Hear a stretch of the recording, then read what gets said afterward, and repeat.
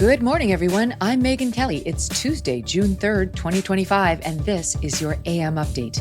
It really shocks me that officials all over Massachusetts would rather release sex offenders, fentanyl dealers, drug dealers, human traffickers, and child rapists back into the neighborhoods. ICE officials announcing a massive roundup of hundreds of criminal illegal aliens across Massachusetts. Just because there's only one charge that has been made so far doesn't mean that we're not considering other charges that could come in the future.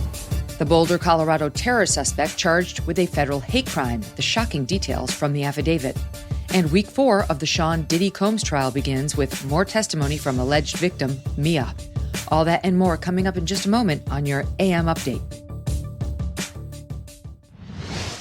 I want to tell you about Lean, created by a doctor and university researcher to match the goals of GLP-1s, but without the injections. Lean says the studied ingredients in their product are shown to lower blood sugar, radically reduce appetite, and burn fat by converting it into energy. If you are struggling to lose weight, Lean might be for you. Let me share a few testimonials so you can hear about their results. A customer named Patty says that it's the first weight loss product that's actually curbed her appetite. 2 more testimonials emphasize how Lean can be a lifesaver after years of weight loss struggles. It's even helped one customer increase their energy. So consider trying it yourself if it sounds right for you.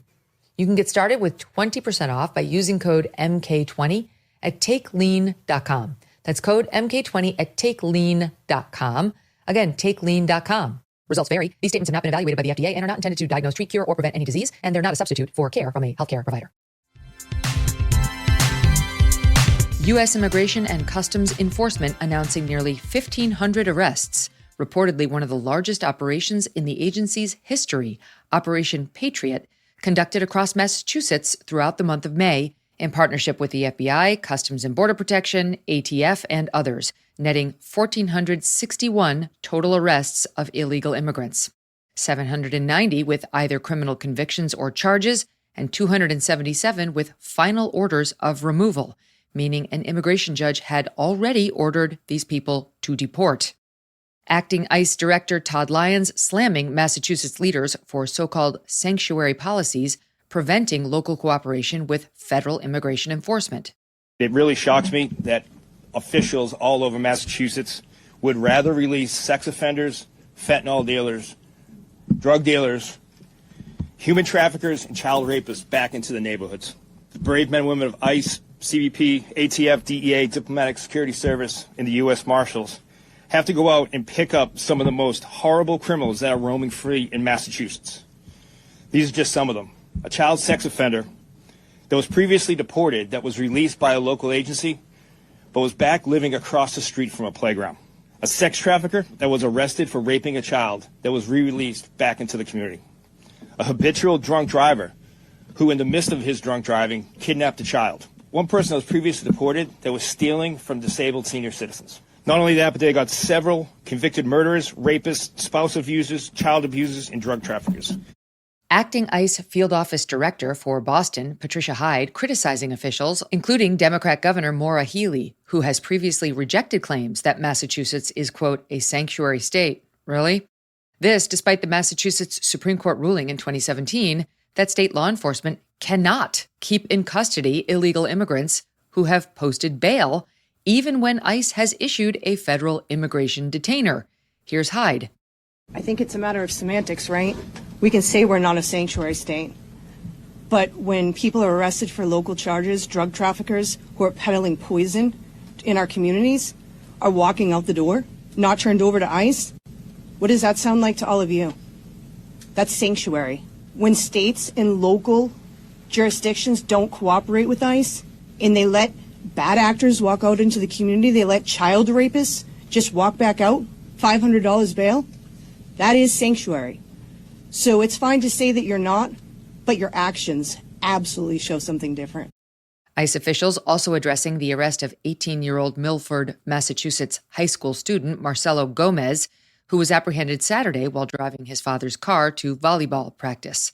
The father is also an illegal alien, though was not in the vehicle at the time. School administrators and staff expressing shock, and Governor Healey condemning the arrest. Hyde and Lyons on that situation. In regard to Marcelo Gomes, he remains in ICE custody. He was not the target of the investigation, but like we have repeatedly said, sanctuary policies put us in a position to go out into communities and look for people. When jurisdictions don't cooperate with ICE and we don't arrest people in custodial arrests, then we must go out into the community. And when we go out into the community and we find others who are unlawfully here, we are going to arrest them. Because what is the danger of the 18-year-old to that community? So I'll put it back on you. What about an 18-year-old who's just stopped for a traffic violation by Mass State Police, who's wanted with being a habitual traffic offender on his way to graduation? Would you be asking that same question to the Mass State Police for not arresting him? Like, I didn't say he was dangerous. I said he's in this country legally, and we're not going to walk away from anybody. And I will say, his dad hasn't turned himself in yet, and his dad knows he's the target of it.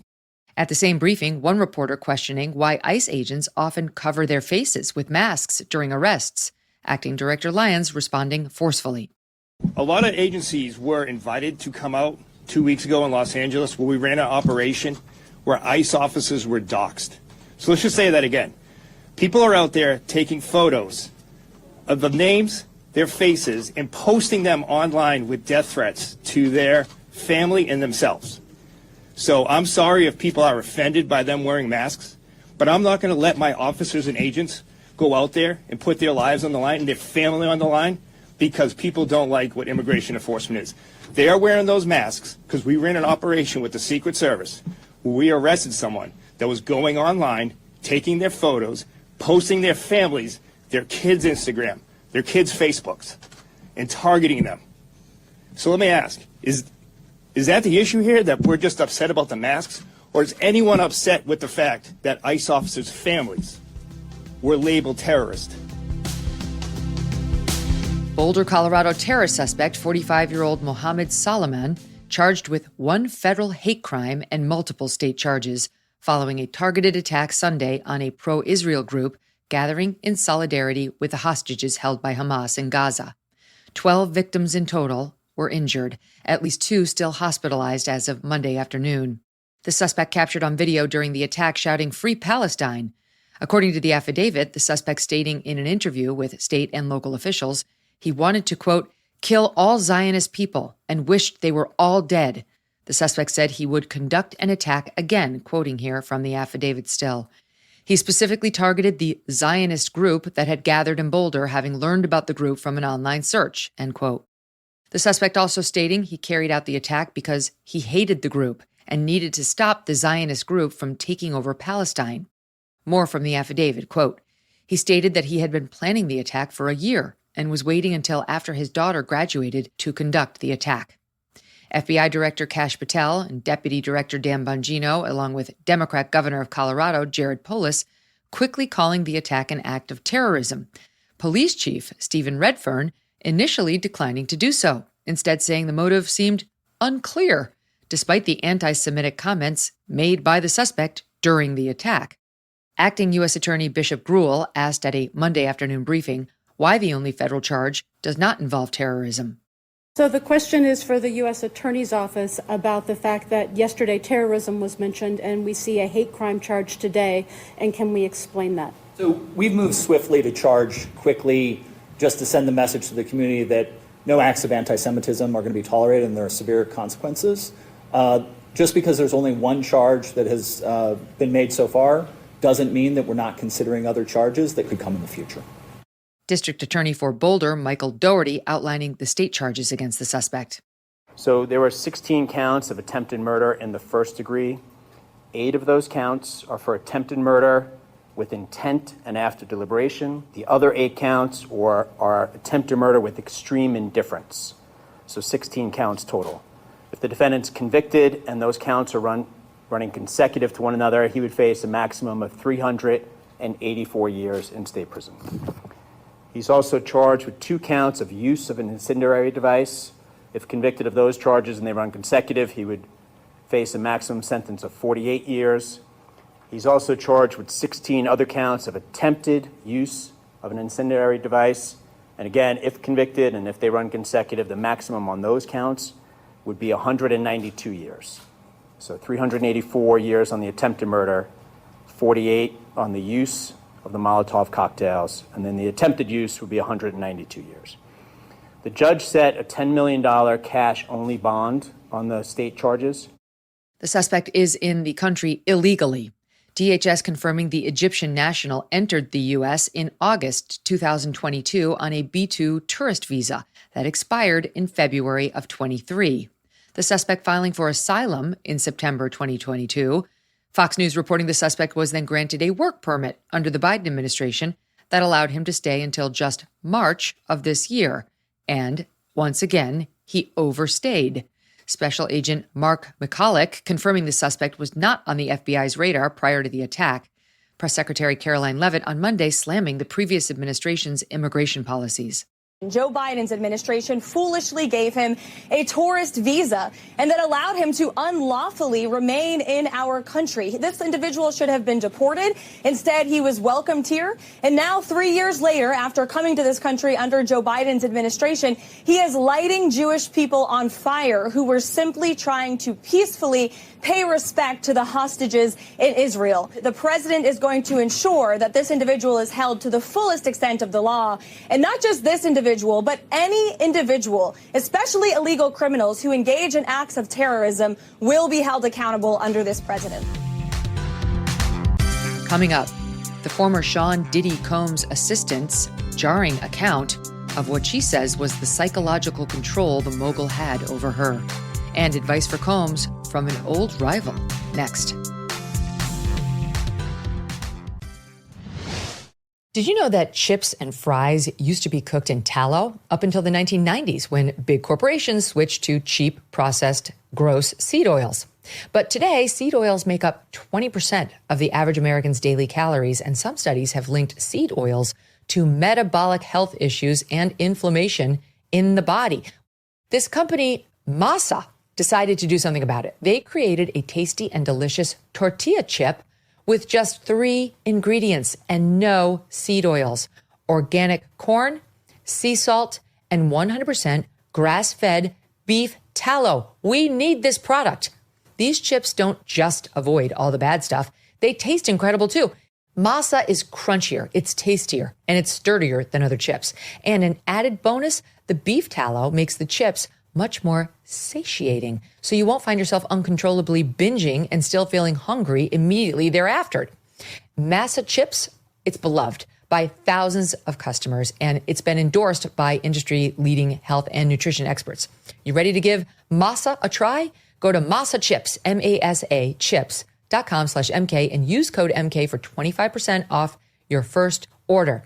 That's masachips.com/MK. Use code MK to get 25% off your first order. Week 4 of the Sean Diddy Combs criminal trial resuming Monday in New York. The alleged victim of Combs, known by the pseudonym Mia, taking the stand, continuing cross-examination from last week. Mia worked for Combs as an assistant and director of development and acquisitions for Revolt Films, owned by Combs. Last week, Mia testifying to a toxic, physically and verbally abusive work environment, saying she was sexually assaulted multiple times by Combs, fearing retaliation if she reported the violence or left the company. Defense attorney Brian Steele continuing cross-examination yesterday, drawing a distinction between Mia's testimony last week and messages she sent to Combs during that same time period and after leaving his employment. Steele showing Mia a March 2019 message to Combs when she no longer worked for him, where Mia wrote she was sending, quote, all the love in the world. Mia testifying to still feeling psychologically under Combs's grip at that time. Steele asking if Mia made any contemporaneous writings to friends or family describing the abuse she was allegedly experiencing from Combs. Mia responding, quote, no, the only time I reached out for help was very subtly to people in the office. The witness testifying that she did not want star witness and Combs's then-girlfriend, Cassie Ventura, knowing about the alleged sexual assaults, despite Combs often threatening to tell Ventura, she said. Mia saying, quote, he threatened to tell Cassie, quote, unquote, everything, which made me feel like I had done something wrong. I don't know how to explain what that does to a person. On redirect, prosecutor Madison Smizer asking Mia what would happen when Combs thought she was not doing her job. Mia attesting, quote, I would be screamed at, humiliated, made fun of, and my job would be threatened. Smizer questioning Mia about what she worried would happen if she told anyone that Combs sexually assaulted her. The witness responding, quote, that I wouldn't be believed. I would be wiped out. I would be abused, fired, and somehow made out to look like I was a crazy person making everything up. The next witness on the stand, Director of Sales and Marketing at the Beverly Hills Hotel, Sylvia Oken, briefly testifying about some records involving Combs's hotel reservations. The jury seeing bills for various charges, including a $500 charge for oil damage. Former security guard at the Intercontinental Hotel, Eddie Garcia, expected to take the stand later today. Garcia has been granted immunity for his testimony. He was the guard on duty in March of 2016 when security cameras captured Combs dressed only in a towel, knocking Ventura to the floor before violently kicking and dragging her. It is still unclear if Sean Diddy Combs will take the stand in his criminal trial, but the disgraced mogul is getting encouragement to do so from an unlikely source, former Death Row Records CEO Suge Knight. The two have been longtime rivals dating back to the mid-90s when they ran competing record labels on opposite coasts. Knight, now in prison for voluntary manslaughter, speaking to CNN over the phone with this advice for Combs. He probably was advised not to, but I feel if he do tell his truth, he really would walk. If Puffy go out there and say, hey, I wasn't control of my life at the time, or himself. And he can humanize his own self, and the jury might give him a shot. But if they keep him sitting down, it's like he's scared to face the music. Defense attorneys are often reluctant to allow their clients to testify, fearing cross-examination could do more harm than good. We'll see in this high-profile case whether Diddy takes the advice of a rival. That'll do it for your AM update. I'm Megyn Kelly. Join me back here for the Megyn Kelly Show live on SiriusXM Triumph Channel 111 at noon East, on youtube.com/Megyn Kelly, and on all podcast platforms.